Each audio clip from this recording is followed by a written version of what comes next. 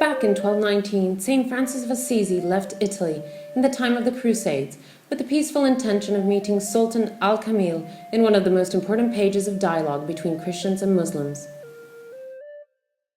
Now, almost 8 centuries later, Pope Francis, who is the first pope to pick his name after the medieval saint, is embarking on an intense 3-day trip to Turkey. The visit will mark the Pope's 6th trip outside the Vatican and Italy since his appointment in March last year. It will be his 3rd visit in a Muslim-majority country after Jordan and Albania. Messages of peace and reconciliation will be at the heart of the Pope's visit in a country which has become a refuge for many Christians fleeing turmoil in neighboring Syria and Iraq. Like St. Francis in medieval times, the pontiff will put an accent on Christian unity and interreligious dialogue. This is a double message. The first message is solidarity between Christian churches, and this is very important today for the international situation and the tragedy of the Christians and Christian churches in the Middle East. That's an important point. The other point is that we as Christians should try to have a real and sincere and honest dialogue with, let us say, the forgotten brothers or the Muslims. The Argentinian Pope will divide his time between Istanbul and Ankara, where he will meet both Turkish President Recep Tayyip Erdogan and the Prime Minister. And he is expected to send both a political and a religious message. The Pope's visit is an attempt to heal a breach that dates back even to before the Crusades.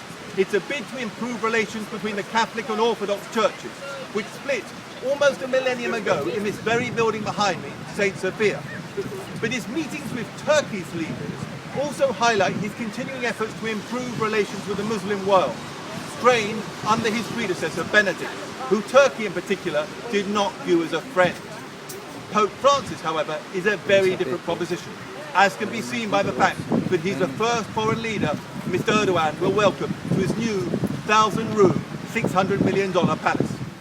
Molti aspetti questo viaggio è più complicato, ma dalla situazione politica che c'è in Turchia, più che dalla situazione, diciamo così, religiosa ecumenica.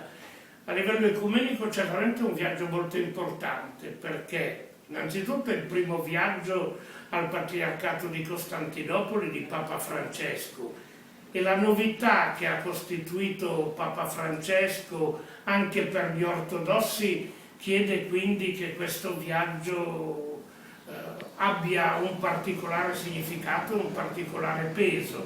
A livello politico, come le dicevo, questo diventa molto difficile. La situazione politica della Turchia si è caricata di una contestazione interna.